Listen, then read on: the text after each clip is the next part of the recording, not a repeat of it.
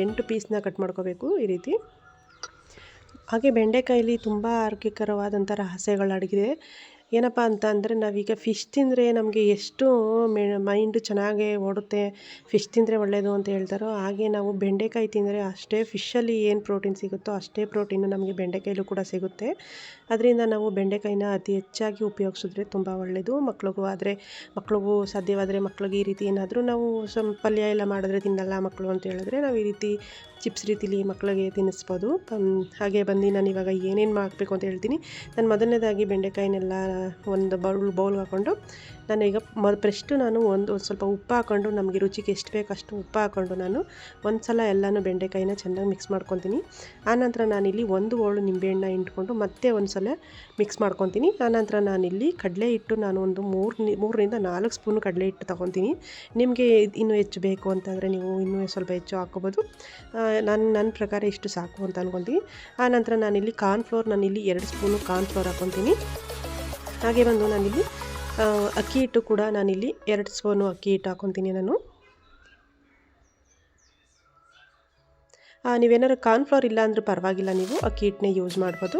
ಹಾಗೆ ನಾನಿಲ್ಲಿ ಗರಂ ಮಸಾಲ ನಾನಿಲ್ಲಿ 1.5 ಸ್ಪೂನು ಗರಂ ಮಸಾಲೆ ಯೂಸ್ ಮಾಡ್ತೀನಿ. ಹಾಗೆ ಅಚ್ಚ ಖಾರದ ಪುಡಿನ ನಾನು 1.5 ಸ್ಪೂನ್ ಅಚ್ಚ ಖಾರದ ಪುಡಿ, ಹಾಗೆ ಅಜ್ವಾನ ನಾನು ಹಾಕ್ಕೊತೀನಿ. ಅಜ್ವಾನ ಹಾಕೊಂಡ್ರೆ ಅದು ನಾವು ಆಯಿಲ್ ಜಿಡ್ಡು ತಿನ್ನೋದ್ರಿಂದ ಸ್ವಲ್ಪ ಅಜ್ವಾನ ಜೀರ್ಣಕ್ರಿಯೆ ಚೆನ್ನಾಗಾಗುತ್ತೆ ಅಂತ ಹೇಳಿ.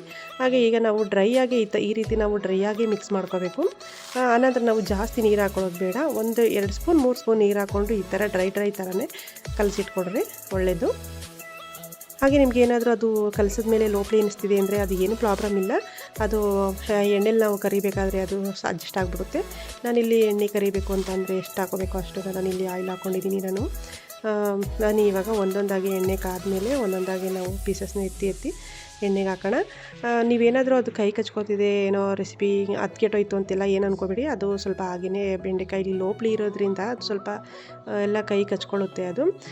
ಅದ್ರ ಬದಲು ಏನು ಮಾಡ್ಬೋದು ಅಂತಂದರೆ ನೀವು ಬೇಕು ಅಂತಂದರೆ ನಾವು ಹಿಟ್ಟುಗಳೆಲ್ಲ ಏನು ಹಾಕ್ತೀವೋ ಅದನ್ನು ಹಾಕೋಕ್ಕೆ ಮುಂಚೆನೇ 1-2-3 ಸ್ಪೂನು ಆಯಿಲ್ ಹಾಕಿ ಆದ ನಂತರ ನಾವು ಹಿಟ್ಗಳು ಹಾಕ್ಕೊಂಡ್ರೆ ಆವಾಗ ಅದು ಅಷ್ಟಾಗಿ ಕಚ್ಚಲ್ಲ ಅದು. ಅದರಿಂದ ಆ ಥರನೂ ಮಾಡ್ಬೋದು. ನಾನೀಗ ಎಲ್ಲನೂ ಫ್ರೈ ಮಾಡ್ಕೊತಾ ಇದ್ದೀನಿ ನೋಡಿ. ನಾನಿವಾಗ ಮತ್ತೆ ನಾನಿಲ್ಲಿ 3 ಒಬ್ಬೆ ಆಯಿತು ನನಗೆ. 3 ಒಬ್ಬೆನೂ ನೀಟಾಗಿ ಫ್ರೈ ಮಾಡಿಕೊಂಡೆ. ತುಂಬ ರುಚಿಯಾಗಿ ಬಂದಿತ್ತು ಮಾತ್ರ ಚಿಪ್ಸು. ನಾವು ಯಾವಾಗಲೂ ಈ ಬೋಂಡ ಬಜ್ಜಿ ಬೇರೆ ಈ ಥರ ಎಲ್ಲ ಮಾಡ್ಕೊಳ್ಳೋದ್ರಿಂದ ಅದೆಲ್ಲ ಆರೋಗ್ಯಕ್ಕೆ ಅಷ್ಟೊಂದು ಒಳ್ಳೆಯದಲ್ಲ ಅಂತ ಅನಿಸ್ತದೆ. ಆದರೆ ಇದರಲ್ಲಿ ತರಕಾರಿಲಿ ನಮಗೆ ಪ್ರೋಟೀನ್ಗಳೆಲ್ಲ ಸಿಗೋದ್ರಿಂದ ಈ ಥರ ಎಲ್ಲ ಮಾಡ್ಕೊಂಡು ತಿಂದರೆ ಒಳ್ಳೆಯದು. ಕಾರ್ನ್ಫ್ಲೋರ್ ಇಲ್ಲ ಅಂದರೂ ಪರವಾಗಿಲ್ಲ, ನೀವು ಅಕ್ಕಿ ಹಿಟ್ಟನ್ನೇ ಹಾಕ್ಕೊಂಡು ಆರಾಮ್ಸೆ ನೀವು ಕರಿಬೋದು. ಆಮೇಲೆ ಒಂದು ಸ್ವಲ್ಪ ಚಾಟ್ ಮಸಾಲ ಹಾಕ್ಕೊಂಡ್ರೆ ಇನ್ನೂ ತುಂಬ ರುಚಿ ಕೊಡುತ್ತೆ.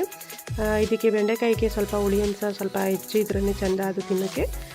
ನೀವು ಕರ್ದಾದ್ಮೇಲೂ ಕೂಡ ಚಾಟ್ ಮಸಾಲಾನ ಹಾಕೋಬೋದು. ಒಂದು ಬೌಲ್ಗೆ ತೆಗೆದಿಟ್ಮೇಲೆ ಆನಂತರ ಮೇಲೆಲ್ಲ ಚಾಟ್ ಮಸಾಲ ಉದ್ರಿ ಸ್ವಲ್ಪ ಎಲ್ಲನೂ ಕುಲ್ಕಿದ್ರೆ 1 ಸ್ಪೂನಲ್ಲಿ ತೊಗೊಂಡು ಮಿಕ್ಸ್ ಮಾಡಿದ್ರೆ ಆನಂತರ ನೀವು ಆರಾಮಾಗಿ ತಿನ್ಬೋದು. ಅದನ್ನು ಚಾಟ್ ಮಸಾಲ ಇದ್ದರೆ ಸ್ವಲ್ಪ ಉಪ್ಪು ಹುಳಿ ಖಾರ ಎಲ್ಲ ಸೇರಿರುತ್ತಲ್ಲ ಚಾಟ್ ಮಸಾಲದಲ್ಲಿ, ಅದರಿಂದ ಸ್ವಲ್ಪ ಇನ್ನೂ ಟೇಸ್ಟ್ ಜಾಸ್ತಿ ಇರುತ್ತೆ.